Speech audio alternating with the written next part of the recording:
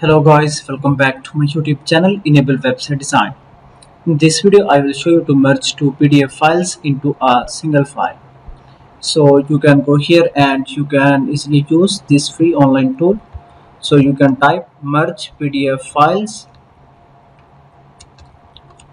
online, and here you can go to this website ilovepdf.com.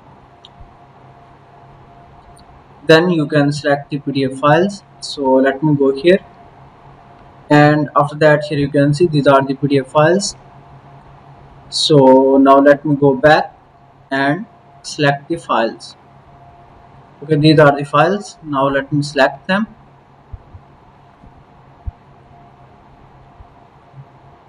then upload these, and now simply click on merge button.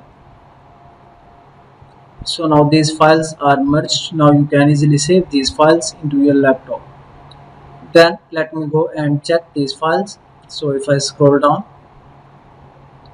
so this is one file, and after that here you can see this one is another file.